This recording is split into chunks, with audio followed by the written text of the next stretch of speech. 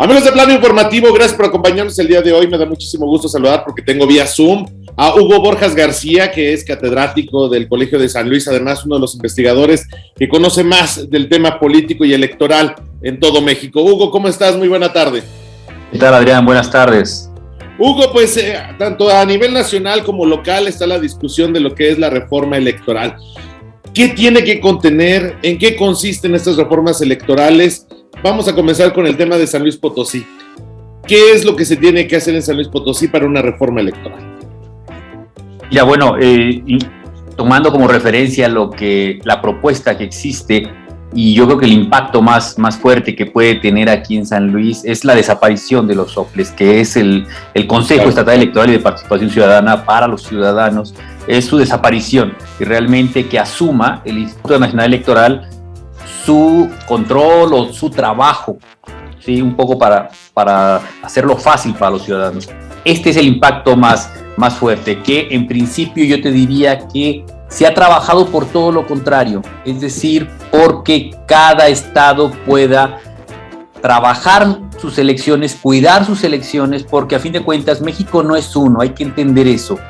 Sí, y yo creo que este es el impacto más fuerte en esta reforma, y que te lo digo, se ha venido trabajando en sentido contrario, es decir, en que cada instituto electoral, cada consejo electoral, cada organismo electoral de los estados que conoce a sus ciudadanos, que conoce su población, que conoce sus asegúnes, pueda ser dueño de su elección y cuidar su elección. Hasta ahora ha funcionado. Sí, por supuesto, en un inicio de los organismos electorales lo que se decía, pero esto era como consecuencia de la elección de los consejeros, era que los gobernadores tenían mucha mano, que controlaban los organismos electorales locales, que tenían mucho manejo. Eso ha ido desapareciendo. Hoy no podemos decir eso en la gran mayoría de los organismos públicos electorales locales. Creo que eso ya no existe, habría que considerarlo. Claro, el tema de desaparecerlos implicaría también, digamos, aumentar también muchas de las acciones que realiza el Instituto Nacional Electoral. Y esto, pues bueno, a diferencia de lo que pensaríamos, el presidente no quiere tampoco tantas funciones agregadas en el Instituto Nacional Electoral, ¿o sí? Mira, lo que estamos viendo es que esta reforma que se propone es una propuesta con aciertos, con errores y con ocurrencias.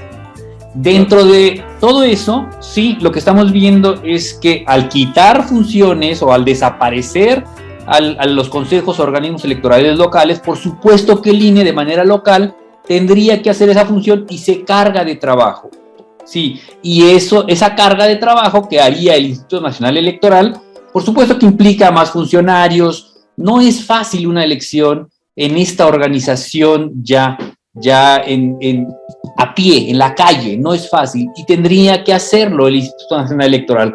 Creo que hay gran parte de la propuesta es sin reflexión, sin estudios, sin discusión, sin opiniones, sin debate, porque te digo, hay cosas que tienen su acierto, pero hay otras que definitivamente no tienen por qué estar ahí. Por supuesto que, como muchas de las cosas que ocurren en México, es una reforma cargada de ciertas interpretaciones políticas e intencionalidad política, y eso es lo que nos hace daño.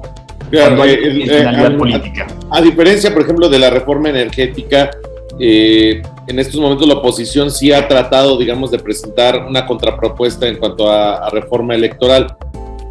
¿Qué pudiera pasar o qué no pudiera pasar, Hugo, dentro de lo que están haciendo al menos nuestros aparatos legislativos en cuanto al estudio y trabajo, como tú lo dices, de lo que tiene que ver con una reforma que seguramente pues, va a impactar en todo el país?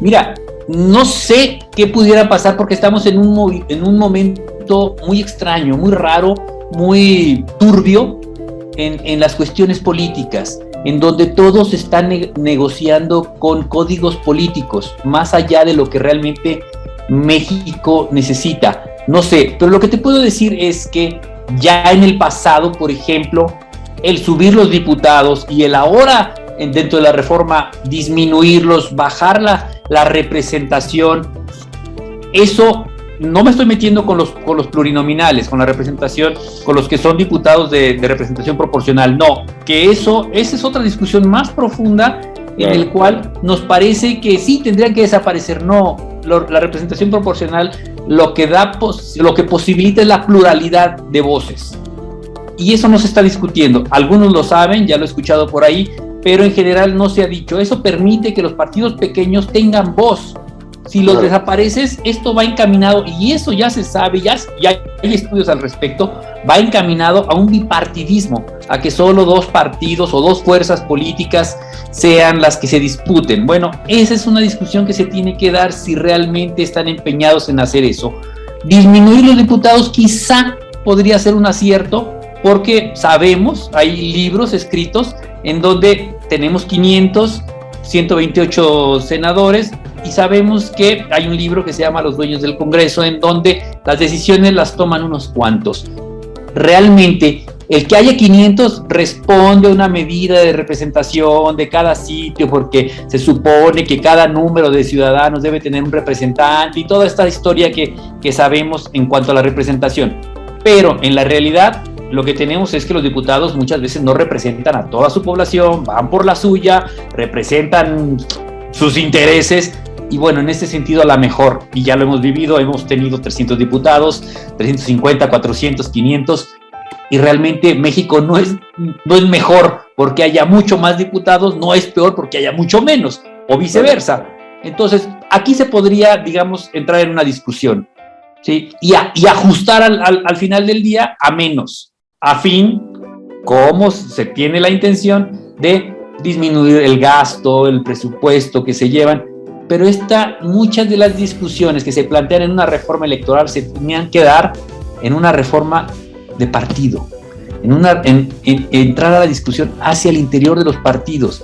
Es algo que se viene discutiendo desde hace 20 años, en que nadie se mete a la discusión hacia el interior de los partidos. Claro. Y ahí es un trabajo pendiente. ¿Por qué? ¿Y por qué no se quiere meter? Pues por supuesto, porque ahí es donde se ocurren los acuerdos, ahí es donde se reparten los plurinominales, las diputaciones, pero nadie se quiere meter en eso. Nadie quiere entrar a la discusión de lo que ocurre hacia el interior de los partidos, que quizás sería previa a una reforma electoral.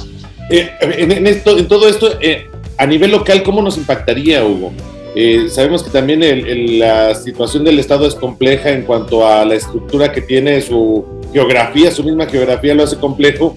¿Cómo impactaría este tipo de decisiones a nivel local?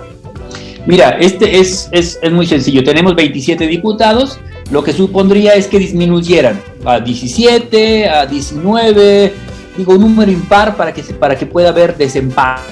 Esa es la lógica de tener un número impar. ¿En qué impactaría? Pues mira, le impactaría quizá de manera positiva al gobernador, que es el que acuerda con los diputados, es donde se establecen las negociaciones. No hemos tenido realmente diputados profesionales en donde se muestren en tribuna, echen abajo alguna iniciativa o algún presupuesto por aprobar porque fueron realmente buenos oradores. No los hemos tenido, no los veo, no veo que se encuentren ahí. ¿Ni a futuro, realmente? Hugo? Dime. ¿Ni a futuro? Mira, lo veo muy difícil porque así como está la política, hay mucho desencanto, mucha decepción de lo que está ocurriendo en la vida pública. Por supuesto, espero que esto cambie, me gustaría ver que cambie. Tenemos un gran reflejo de lo que ocurre en la política nacional. Sabemos que nuestro Congreso local viene de legislaturas que estuvieron en el suelo. La gente valiosa, porque la hay, de San Luis no quiere participar en política, no le interesa porque las cosas que ocurren ahí no son buenas, no satisfacen, hay mucha suciedad y la gente valiosa no quiere estar en eso. Me gustaría ver gente valiosa que se propone, que disputa candidaturas, pero los partidos, de nueva cuenta, hacia el interior de los partidos se tiene muy mal trabajo, lo estamos viendo en el PRI, en el PAN, PRD, Morena, en todos esos. Y la gente valiosa no quiere entrar en esos problemas. Por eso no vemos al final del día en elecciones a gente valiosa propuesta. No quiero quitar a todos de un comentario. Hay algunos que luchan, que están ahí, pero van contracorriente. Y hemos visto cómo se decepcionan y al cabo de poco tiempo los vemos que se hacen a un lado mejor. Me gustaría pensar que hay, porque insisto, existe, lo hay en San Luis, gente valiosa, que me gustaría verlos en el Congreso, me gustaría ver que con argumentos, con una buena retórica, echen abajo presupuestos cuando así lo merezcan. No digo que siempre lo merecen, cuando así lo merezcan, que echen abajo iniciativas o que propongan iniciativas y a través de su retórica puedan caminar, puedan establecer buenos argumentos y que lleguen a buen puerto. No los veo, no los estoy viendo, la política que tenemos no se está reflejando en ese sentido, y entonces todo queda en el gobernador y en los acuerdos que hace con los diputados, y al final del día lo que tenemos es que es más fácil acordar con 17 que con 27. Claro. Y ese sería el impacto, ¿sí? De manera cruda. Y esta propuesta que había de más bien no disminuir los plurinominales, sino disminuir los electos para aumentar los plurinominales, porque son realmente la manera en que se podría profesionalizar este sistema. Mira, una de las lógicas de la representación proporcional, por supuesto que en otro tiempo se denominaban los diputados de partido. ¿Por qué? Porque eran los que llevaban la ideología, los valores, los principios del partido. ¿Por qué? Porque se elegían en la cúpula de los partidos a sus mejores hombres y los llevaban al Congreso, y al final en el Congreso eran los que estaban a cargo de los distintos espacios de importancia en el Congreso. Claro. En lo que se fue transformando es que la gente que se ubicaba en la cúpula de los partidos, más allá de que fueran buenos o malos, eran los que se llevaban la representación proporcional. Lo vimos en distintos partidos en elecciones pasadas aquí en San Luis, claro, que realmente ¿quién ocupaba el número 1 de la representación proporcional? El presidente del partido. Ocurrió en varios partidos. ¿Por qué? Porque el que tenía asegurado ingresar, ¿sí?, como diputado. ¿Y por qué? Aseguraba chamba, digamos, y aseguraba ganancia como diputado. Eso lo vimos, y se pueden nombrar personajes con nombre y apellido que así llegaron, así estuvieron, y que al final del día no hicieron nada. ¿Sí? No representaron al partido, veían por sus intereses, y que incluso hoy están en otros partidos. Es decir, ni ideología, ni valores, ni principios, nada. Es decir, que la representación proporcional no ha funcionado en ese sentido. Pero vuelvo por tercera ocasión. Es un asunto que tendría que discutirse hacia el interior de los partidos. ¿Por qué proponen esa gente? ¿Por qué es esa gente? ¿Por qué esos son los mecanismos? ¿Por qué no se establecen de manera abierta, con convocatoria, con principios, la posición de RP, de diputados de RP hacia el interior de los partidos? No, se sigue jugando con lo mismo. Y hoy hablamos de una reforma electoral cuando se tendría que estar hablando de por qué proponen a esa gente. Y la reforma electoral, no vamos a quitarlos porque no han servido. No, ¿por qué no han servido? No han servido porque los partidos no han sido responsables. Los partidos siempre salen libres y avantes de todas estas discusiones, y son gran parte los responsables de que hoy tengamos una clase política tan deficiente. Son, sin duda alguna, muy responsables de todo esto. Los partidos es el tema que debemos estar revisando. Sin duda alguna, los partidos han sido los intocables, pese a todos los problemas que hemos tenido, pese a la gran desprestigio que han tenido los partidos. Hemos visto la figura de candidatos independientes. Esto salva a los partidos, es decir, los partidos con la mano en la cintura dicen: si no quieres estar aquí, vete de candidato independiente. Y sabemos la dificultad que es ser candidato independiente. Pero a los partidos no se les toca, no se habla, no se discute, no se les entra a investigar. Incluso, sí, el propio Instituto Nacional Electoral y los propios consejos electorales están impedidos de entrar a la vida interna de los partidos. Me parece bien, pero entonces creemos una institución, un organismo, algo para poder entrar a verificar qué ocurre. Sabemos que hacia el interior de los partidos, de cara a la población, los partidos políticos se dicen demócratas y nos venden un discurso. Hacia el interior son todo lo contrario.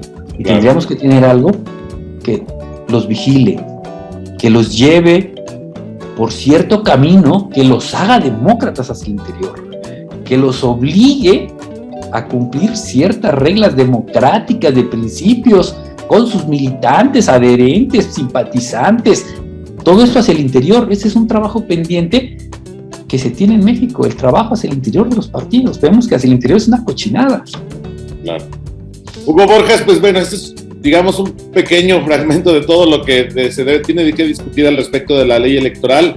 Le agradezco muchísimo, espero que pronto pueda estar con nosotros nuevamente para seguir hablando sobre este tema, que seguramente, pues bueno, le queda todavía varios meses de vigencia hasta que, pues bueno, llegue una aprobación en nuestros congresos, y ojalá que, pues, como tú dices, no sean solo las ocurrencias las que prevalezcan.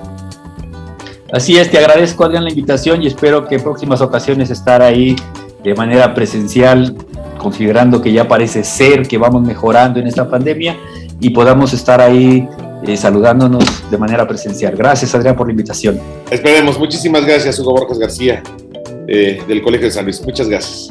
A ti. Por lo pronto, usted quédese en Plano Informativo. No olvide consultar nuestro periódico impreso. Hasta la próxima.